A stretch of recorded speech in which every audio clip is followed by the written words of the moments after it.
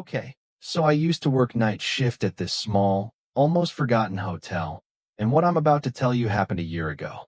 But it still clings to my mind like a shadow I can't shake. It chills me because I don't know what that man's plan was, or why he was really there. The thought that he lingered in that building for hours without belonging there makes me sick every time I replay it. The place was tiny, just 3 floors, maybe 40 rooms, hardly ever busy. On a weeknight, we were lucky to fill 15. My shift ran from 10 p.m. to 6 a.m., and most nights were dead quiet. I didn't mind the boredom. Paperwork, security cameras, the occasional YouTube video on my phone, it was all routine. The lobby wasn't much. A desk, a couple couches, a TV that no one ever turned on, and vending machines humming in the corner. Behind me, a little office with a glass window where I could sit and still keep watch. At night, the front doors locked automatically, and guests had to buzz for me to let them in. After midnight, dead silence, except for the occasional late arrival. But that one night, around 11, a man buzzed in, and everything about him made my stomach drop.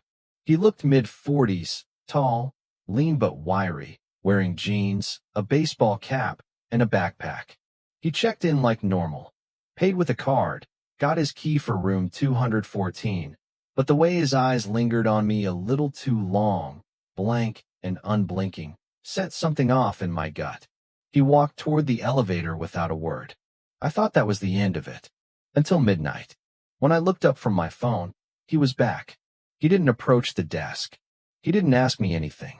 He just sat in the lobby facing a blank TV, hands in his lap, staring at the dark screen.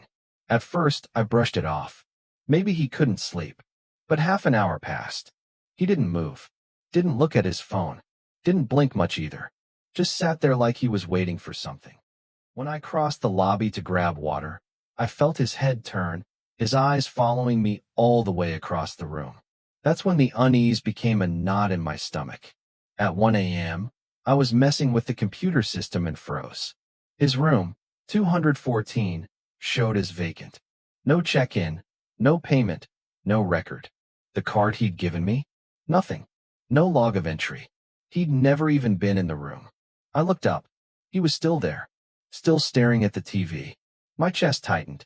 I waited, hoping he'd leave. At 1:30, I walked over, tried to act casual, asked if everything was okay. He slowly turned, no expression, and said in a flat voice, "I couldn't sleep." Then turned back. By 2 a.m., he wasn't in the lobby anymore. My stomach dropped. Then I saw him, half hidden at the end of the hallway, standing completely still in the dark, watching. From then on, he drifted around like a ghost. Sometimes in the stairwell, sometimes in corners where the light didn't reach. Always watching me, always silent. At 3:30, I broke and called the police. While I waited, he moved closer, 15 feet away, staring, his gaze never blinking. The buzzer went off around 3:50. I thought it was the cops. It wasn't. Another guest. I let them in, and I'll never forget the way his eyes followed that guest across the lobby like a predator studying prey. By 4 a.m., he stood outside a guest's door. Just stood there. That's when I called 911. Minutes later, he returned, leaned over my desk, and whispered if we had food. His voice, low, unsettling. Finally, the cops arrived. They questioned him, checked his ID. Turned out, he wasn't a guest at all. The card was stolen. He had nothing booked. He'd tricked me to get inside. Hours. Wandering the halls. Watching guests. Watching me. They dragged him out and charged him. But the worst part? I'll never know what he wanted. And every time I close my eyes, I picture him again, standing in the shadows, waiting.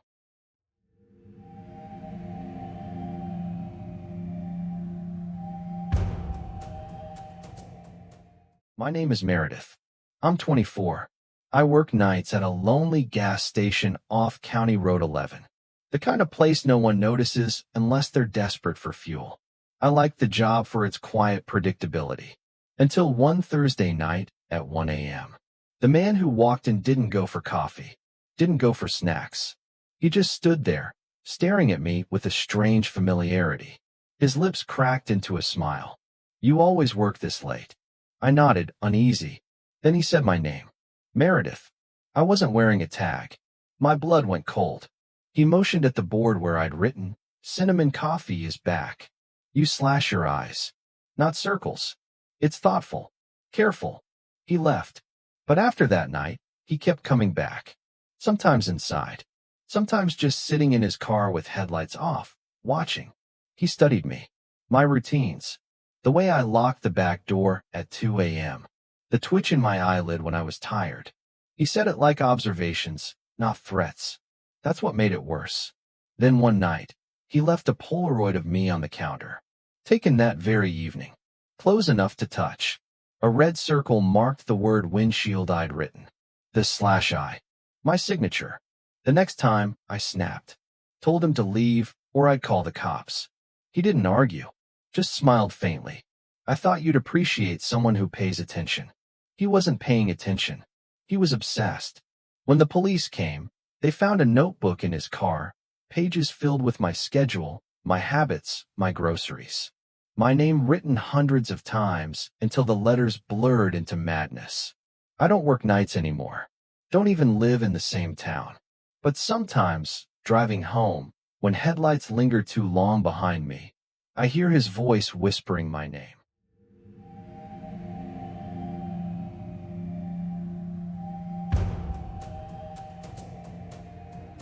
I work nights at a 24-hour gas station.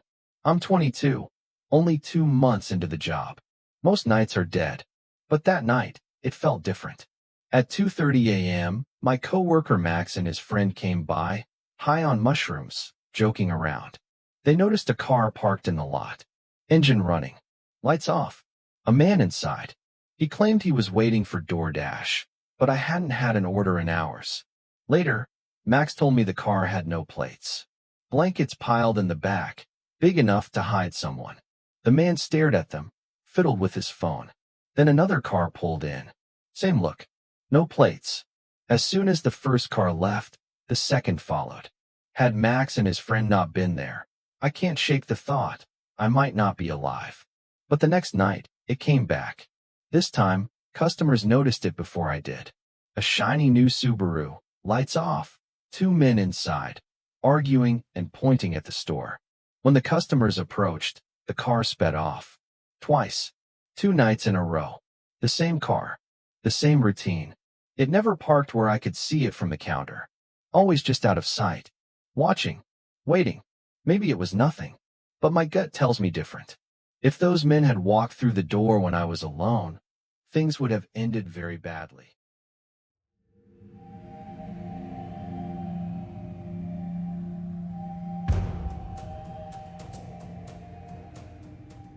My name is Daniel. I'm 29. I work the graveyard shift at a rural motel. Dead quiet. 2 floors. Barely 25 rooms. It's usually peaceful. Until the night the bell rang. 2 a.m. I walk to the desk. Nobody there. Lobby empty. Parking lot still. I shrugged it off. Until it rang again 10 minutes later. And again. Each time, the lobby was empty. No guests. No prankster kids. Just me, growing more uneasy by the You don't second. remember me? So I sat at the desk, determined to catch Who here whoever was messing with has been me. here? The minutes dragged on. Then Who in ding, and I saw it. A pale hand I'm crept up from beneath the counter, pressing the bell. Whenever you see I yourself, froze. The desk had really just sees enough me? crawl space underneath for someone to long? wedge themselves in. They'd been there the whole time. I bolted, locked myself in the back office, and checked the cameras. My blood ran cold. A hooded figure crawled out from under the desk, tall, hunched, pacing the lobby like he owned it. Then, he started walking toward the hallway. Toward me. The knob rattled. Once. Slow. The dispatcher's voice was a blur in my ear as I stared at the monitor. He wandered the lobby, flipping brochures, staring at the door like he was waiting for someone. When the cops arrived, he was gone. Slipped out into the night. But that image, the hand pressing the bell in perfect silence, never left me. Now, every time it rings, I can't help but imagine he's still there, waiting beneath the desk,